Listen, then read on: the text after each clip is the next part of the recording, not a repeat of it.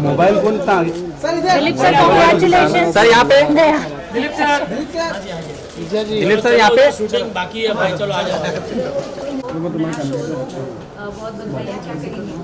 बस मैं ये दुकान देख के मैंने आसिफ भाई को यही कहा कि ये एक्चुअल दुकान लग रही है, अगर एक जीएसटी नंबर ले लो तो यहीं से धंधा कर सकते हैं। एक्चुअल में फिल्म सिटी में एक दुकान है, यहाँ जिसको टीवी, फ्रिज, वॉशिंग मशीन कुछ भी लेना खरीदना है तो यहाँ आ सकता है, यहाँ से ले सकता है।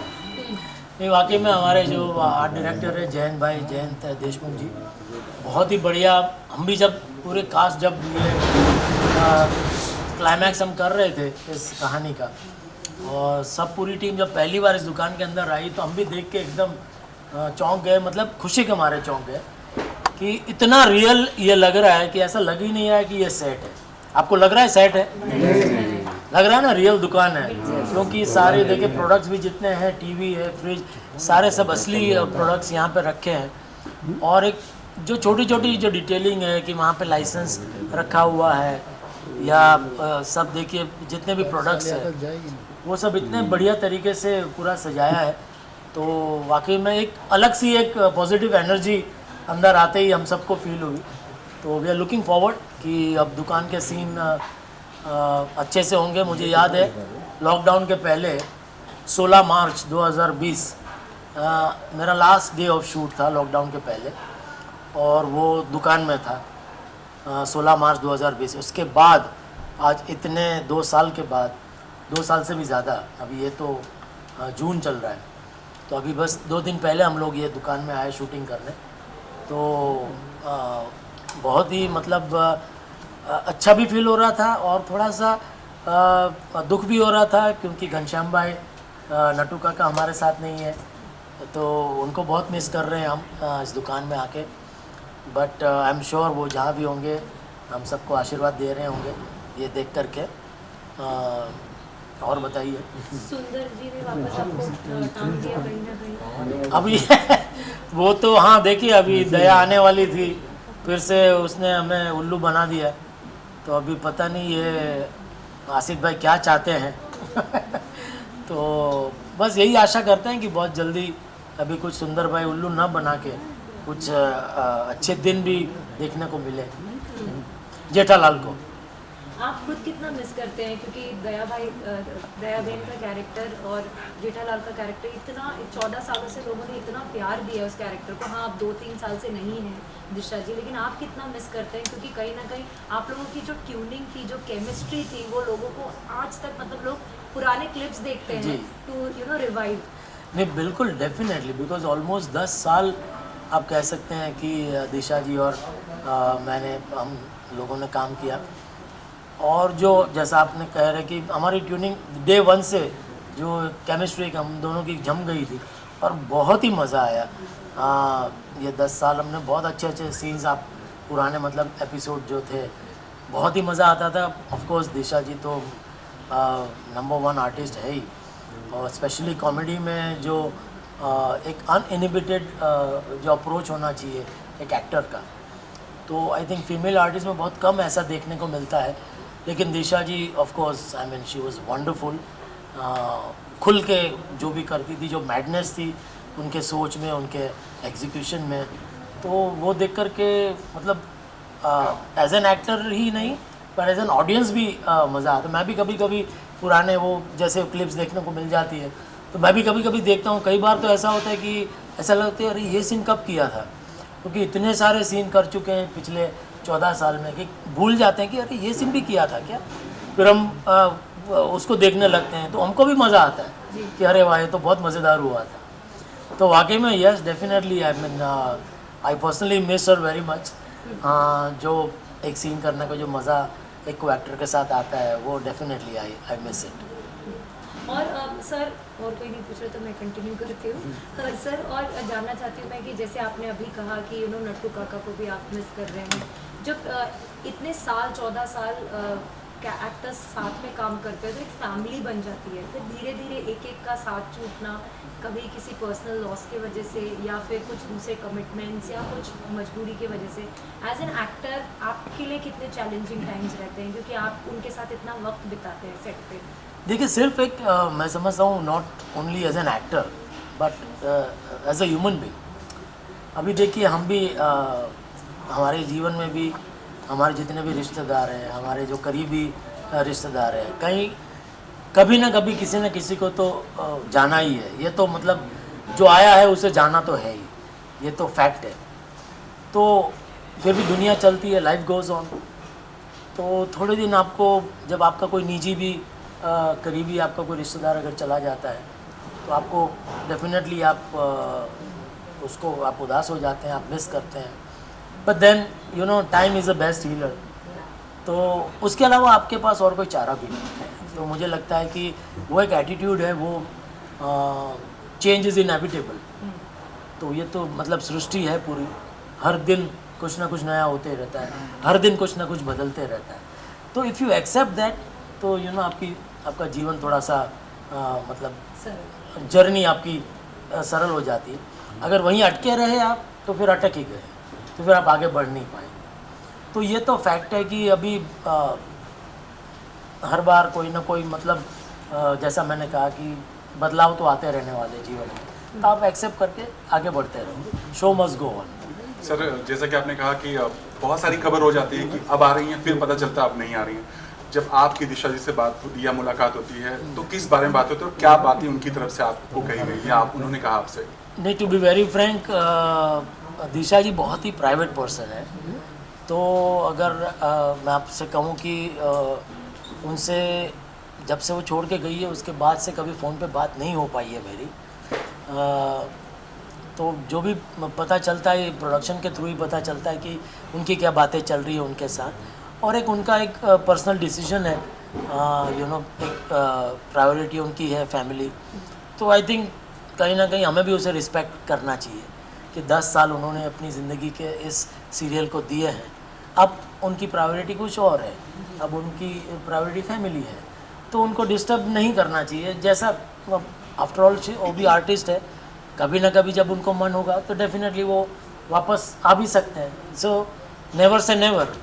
14 इयर्स शो में आपके परम मित्र, जो आपके प्रिय मित्र थे तारक मेहता जी, वो अब शो में नहीं रहेंगे, उनके बिना शूट करना आपके लिए कितना डिफिकल्ट होगा? सी वही बात मैंने जो पहले भी कही कि बदलाव तो आते रहते हैं। तो आई मीन यू जस्ट थोड़ा सी डिफ़िकल्टी तो होती है ऑफ कोर्स, एक जो एक रिदम आपकी सेट हो जाती है एक बट अभी you know never say never, you never know, Shailesh पे वापस आ भी सकते हैं। लास्ट क्वेश्चन कितने एक्टिव है? क्या आप ट्रोल्स और सॉरी, आप सोशल मीडिया पे कितने एक्टिव है? क्या आप ट्रोल्स और जो ट्रेंड्स होते हैं वो सब आप फॉलो करते हो? कैसा आप रिएक्ट करते हो वो सब चीज़ को? नहीं, मैं इतना एक्टिव नहीं हूँ सोशल मीडिया पे, क्योंकि फ्रैंकली कहूँ तो इतना वक्त ही नहीं मिलता है। क्योंकि अभी जैसे 12 घंटे की शिफ्ट होती है, तो उसके बाद जो थोड़ा बहुत वक्त मिलता है वो थोड़ा मैं चाहता हूँ कि फैमिली के साथ बिताऊँ। क्योंकि ये सोशल मीडिया तो एक ऐसा राक्षस है जो एक बार अगर आप उसमें गए तो आपको पूरा खींच लेता है, फिर उसमें घंटे निकल जाते हैं। तो बेहतर है कि उससे थोड़ा सा दूर रहो तो अच्छा है। 14 years is a long journey, Dilip sir, and when you look back, what are the memories जो flashback की तरह आपके सामने आते हैं? I can only say one thing that God has been really, really, really very, very kind on all of us, on the whole team, especially on Asif भाई, because ये ख्याल उनके दिमाग में आया कि ऐसा है कि ये सीरियल बनाना चाहिए।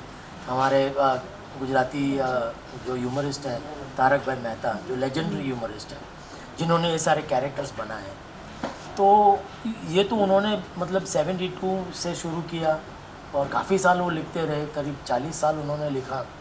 लेकिन उसके ऊपर से ये सीरियल बनाना, ये सोच आसिफ भाई की रही और उन्होंने ये सीरियल बनाई, हम सबको मौका दिया, हमारा जो भी हुनर है जो हम लोगों के सामने पेश कर सके, ये हमें रोल दिया।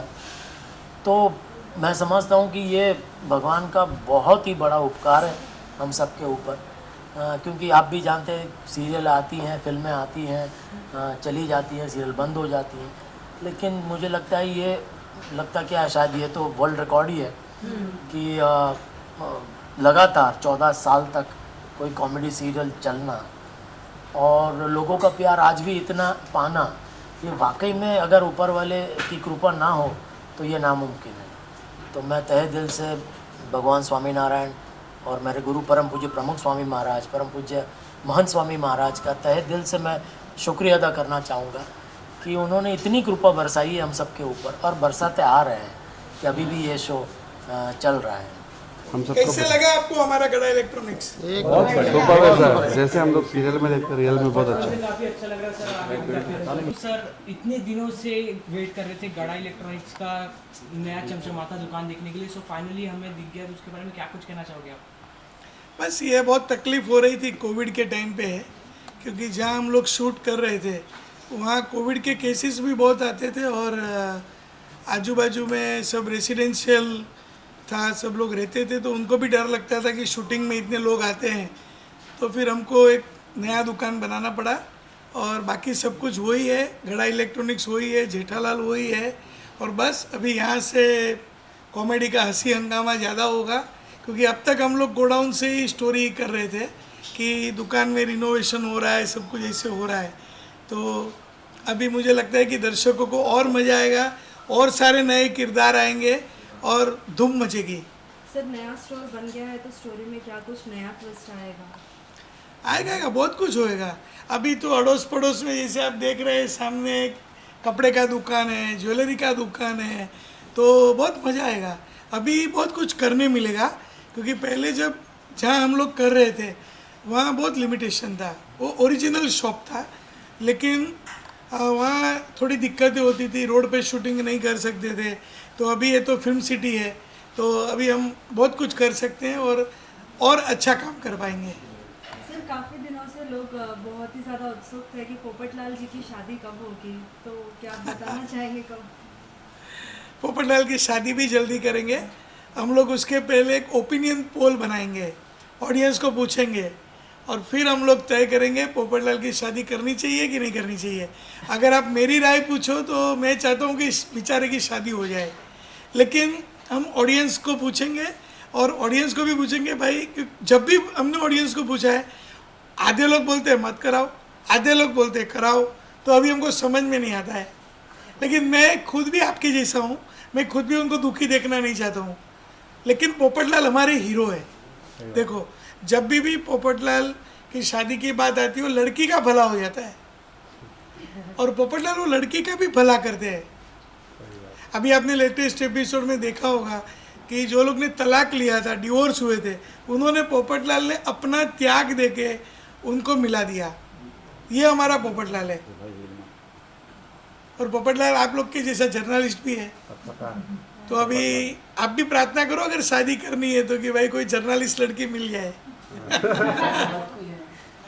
कोई रेडी है तो बताओ आप में से, हाँ, जो अच्छा एंकरिंग करती हो, जो भी है, तो इधर रोल भी हो जाएगा और ये भी हो जाएगा। इतने सालों से सर प्यार मिल रहा है इस शो को और सब काफ़ी पसंद कर रहे शो को और जानना चाहते कि आगे क्या कुछ नया आने वाला है, कि तो कुछ बताना चाहोगे उसके बारे में? क्या कुछ नया स्टोरी देखने को मिलेगा हमें? देखिए स्टोरी तो रोज़ नया नया ही होता है और स्टोरी नया होता है, इसीलिए दर्शक आज भी हमारे व्यूअर्स रोज़ एपिसोड 8:30 बजे देख रहे हैं। तो स्टोरी में तो रोज़ हम लोग, हमारी पूरी टीम मेहनत करती है, लेकिन अभी आगे चल के जो भी लोगों की डिमांड है कि दया भाभी अभी तक आए नहीं है, पोपटलाल की शादी कब होगी, ये सब आपके सवालों के जवाब धीरे धीरे मिल जाएंगे। तो सर हम बात करें गड़ा इलेक्ट्रॉनिक्स की, तो गड़ा इलेक्ट्रॉनिक्स से जुड़ा एक काफ़ी प्यारा नाम, काफ़ी अच्छा नाम नट्टू काका जी का, जो हमारे बीच नहीं है, तो उनको हम काफ़ी मिस करते हैं। उनके बारे में आपका क्या कुछ कहना? देखो आप सब जानते हैं कि नट्टू काका इस दुनिया में नहीं रहे हैं, करेक्ट? अभी आप में से कोई अगर कोई ऐसा है कि कुछ करके उनको ऊपर से बुला सकता है तो बहुत अच्छी बात है। तो अभी हम सब वो जानते हैं कि वो उन्होंने हमको बहुत प्यार दिया है, दर्शकों ने भी उनको बहुत प्यार दिया है और नट्टू काका का तो कोई जवाब ही नहीं था। लेकिन अभी वो हमारे साथ नहीं है तो हम कुछ नहीं कर सकते। लेकिन आपने जो सवाल पूछा तो दूसरे नट्टू काके के लिए इंतज़ार करिए, तो जल्दी आपकी कामना पूरी होगी। आपको अभी गड़ा इलेक्ट्रॉनिक्स मैंने कहा ना, नट्टू काका बागा बावरी धीरे धीरे सबसे भर जाएगा। सर वो वीरा और बहना वाला वो मिलन कब देखने मिलेगा? वो भी जल्दी होगा। मैंने आपको पहले ही कहा कि देखो कुछ दिक्कतें आती है, 14 साल शो को हुए और आज भी लोगों का प्यार है और ये शो तो चलने वाला है, क्योंकि आज के ज़माने में लोगों को हंसी चाहिए और हम सब लोग भी बहुत मेहनत करते हैं। तो नए किरदार भी आएंगे, दया भाभी भी जल्दी आ जाएंगे, तो बस आप इंतज़ार करो। और ये क्योंकि बीच में कोविड का टाइम था, अभी मुश्किल से हम लोग थोड़ा कोविड से बाहर आए, तो बस थोड़ा समय की बात है। नए किरदार भी आएंगे, दया भाभी भी आपको देखने मिलेंगे और पोपटलाल की शादी अगर जैसे दर्शक चाहते हैं वैसा हम लोग करेंगे। सर नए किरदार आ रहे हैं, नए फेसेस इंट्रोड्यूस हो रहे हैं शो में, मगर ऑडियंस जो है कहीं ना कहीं उन नए फेसेस को पुराने फेसेस से कंपेयर कर रही है, तो उन ऑडियंस को आप क्या कहना चाहोगे? नए किरदारों को, नए चेहरे को खुल के एक्सेप्ट करने के लिए उन्हें क्या मैसेज देना चाहोगे? देखिए, हम जो भी हमारे जितने भी कलाकार हैं, मेरा काम है सबको जोड़ के रखने का, जो मैंने अभी तक किया हुआ है। देखिए, अभी तक तारक मेहता का उल्टा चश्मा में कभी हमारा लीप नहीं हुआ है, नहीं तो आप दूसरे कोई भी शो देखोगे तो उसमें लीप होता है कि अभी 25 साल आगे, 20 साल आगे। हम लोग वही टीम के साथ काम करते हैं। 14 साल कोई छोटी ये नहीं है, बहुत बड़ा समय है। 14 ईयर्स हमने सबने साथ में मिलकर दिवाली मनाई है, होली मनाई है, सबसे प्यार और खुशियाँ बांटी है। लेकिन अभी कोई उसमें थक जाए, किसी को नहीं करना हो, तो हम लोग बहुत समझाते हैं। उसके ऊपर तो मैं कुछ नहीं कर सकता हूँ। मुझे भी बहुत दुख होता है, क्योंकि मैं भी एक कलाकार और किरदारों के साथ ही रहता हूँ और ये मेरा परिवार है। तो ये परिवार में से कोई भी अगर मेरे से बिछड़ता है, आपको एकदम बोलता हूँ, मैं बहुत दुखी हो जाता हूँ। लेकिन क्या कर सकता हूँ, कोई लोग बिछड़ जाते हैं। जैसे अभी ये तो ट्रेन है, कोई स्टेशन उतर गया तो नया किरदार, कोई भी नया कलाकार, कोई भी या नया पैसेंजर जैसे ट्रेन में शामिल हो जाते हैं और ट्रेन चलती रहती है। तो अभी तारक मेहता का उल्टा चश्मा वो गाड़ी है जो दर्शकों के प्यार से वो चलती रहेगी और मैं चाहता हूँ कि कोई भी उसमें उतरे नहीं। लेकिन अभी क्या करें, तुम जेठालाल को उल्लू बनाता है, मैं क्या जवाब दूँ लोगों को? उसमें ऐसा है, माय डियर जीजा जी, माय डियर आसिफ भाई, सब लोगों को मुझे ये बताना है कि आपने जो हमारी माँ बनाई है, माँ जब तक परमिशन नहीं देगी माय डियर बहना नहीं आएगी। देखो, ये जेठालाल को तो इतना लपेटता है, अभी साथ में उसने मुझे भी लपेटना चालू कर दिया है। नहीं, तो भाई मैं बोलो, माँ का पूजा करने आता हूँ, आरती उतारने आता हूँ, अभी दया भाभी को भेजो जल्दी। उसके लिए यार, मैं सबको जवाब देते हुए कंटाल गया हूँ। देखो ऐसा है आशीष भाई कि आपको एक बार फिर से कामेश्वरनी पोल में आना पड़ेगा, माता जी को मिलना पड़ेगा। कामेश्वरनी पोल में भूषण भाई के बाजू में आना पड़ेगा ना एक बार, माता जी को मिलने के लिए। माँ को मिलोगे। इधर मालूम है जेठालाल कितना परेशान है? भाई मैं समझता हूँ, तुमको कुछ मालूम है? वो उधर से रोज टिफिन लेके पद्मावती भोजनालय से खाना, तू तेरा शादी हुआ नहीं है, तू शादी कर तो मालूम पड़ेगा कि बीवी के बिना घर कैसा चला सकते हैं। हाँ मैं समझता हूँ, लेकिन क्या है, पानी में चना सूखता है उस तरह से माय डियर जीजा जी सूख रहे हैं, मुझे दिखता है। 5 किलो गेन किया है माय डियर जीजा जी ने बिना बेना के। इसको कोई असर नहीं है भाई, मैं हाथ जोड़ता हूँ, जल्दी अभी दया भाभी को लेके आ जाओ। मैं बात करता हूँ, आप चिंता मत करो, अब मैं समझ सकता हूँ, आप प्रेशर मत लो। अभी दया भी नहीं, आप सब लोग अहमदाबाद जाओ, सुंदर के घर पे जाके डेरा डालो। नहीं, आप टेंशन मत लो, आपका प्रेशर बढ़ जाएगा। मैं बात करता हूँ इन लोगों को। हाँ जी, नमस्ते, मैं सुंदर वीरा। बताइए आप सब लोग बताइए। आज आपके जीजा जी का नया दुकान, ये हुई ना बात, बहुत बढ़िया दुकान बनाया माय डियर जीजा जी ने, बहुत अच्छी कंपनी के सब चीजें लाए हैं, बहुत बढ़िया इंटीरियर करवाया है। एक चीज का मुझे दुख रह गया कि मेरे पास इंटीरियर नहीं करवाया, पर मैंने भी इंटीरियर किया होता तो इतना बढ़िया इंटीरियर मैं नहीं कर पाता। बहुत बढ़िया इंटीरियर किया है, बहुत सारी आइटम बहुत बढ़िया लाए, तो बहुत खुशी का माहौल है। अब देखा मोबाइल भी बहुत अच्छे है, वो धीरे से मैं बात करूंगा उनसे। तो आपने दुख दिया जो इस बार वापस से एक बार उनको इतना क्या उम्मीद दी कि आ जाएंगी, दया आ जाएंगी, फिर से उनका भरोसा तोड़ दिया। अरे आप कौन सी बाजू देखते हो, पॉजिटिव साइड देखो। मैंने कितनी अच्छी उम्मीद, मैंने कितनी अच्छी उम्मीद देखा है। देखो मैंने दिल तो तोड़ा नहीं माय डियर जीजा जी का। देखो आप, मैं कितना दिल का कितना साफ हूँ। देखो मैं जीजा जी का कितना सोचता हूँ। ऐसा मैंने बोल दिया ना कि भाई अभी प्रॉब्लम है, मुहूर्त अच्छा नहीं है, वो सब देखना पड़ता है ना भाई, है तो वो सब करके मैंने देख लिया, वहाँ माँ को मनाया, नहीं आ पाई बहना, तो अभी जबान कट गई थी। जबान की भी भाई कीमत होती है ना, आशीष भाई को दूँ, आपको दूँ, शो में दूँ, तो क्या हुआ फिर मैं वो कटआउट लेके आ गया। पर देखो बहना आई ना, आई कि नहीं आई है। और ये क्या है भाई, ये मीडिया है, 2D मीडिया है ना, 3D मीडिया तो है नहीं, तो कटआउट 2D मीडिया है, बहना आ गए, बात खत्म। इस बार जीजा जी को कितना बड़ा फटका लगने वाला है, अभी तो सुंदर वीरा आ गए हैं नई दुकान। ए देखो हमारे गुजराती में क्या होता है, एक शब्द है परभवना लेणियात। क्या शब्द है? परभवना लेणियात। तो क्या होता है, वो लेखा जोखा होता है ना, तो उसमें क्या है, वो थोड़ा पिछले जन्म में जीजा जी के पास से मेरा लेना कुछ बाकी रह गया है, जीजा जी ने मुझसे कुछ ज्यादा ले लिया होगा। तो ये क्या है, माय डियर जीजा जी और माय डियर बहना, उनका 7 जन्मों का संबंध है। तो क्या है, 7 जन्म का साले का भी संबंध है, कुछ 3.5-4 संबंध हो गए, 3.5-4 जन्म हो गए, तो अभी और 2-3 जन्म ऐसा रहेगा, तो वो क्या है, लेन देन चलता रहता है, ऐसा ऐसा ऐसा। चलिए तो यहाँ कट टू डायरेक्ट मयूर पे आते हैं। अरे क्यों आने भाई, अरे पर क्यों आने भाई, जरा मजा लीजिए ना, इसमें मेरे को मजा आता है।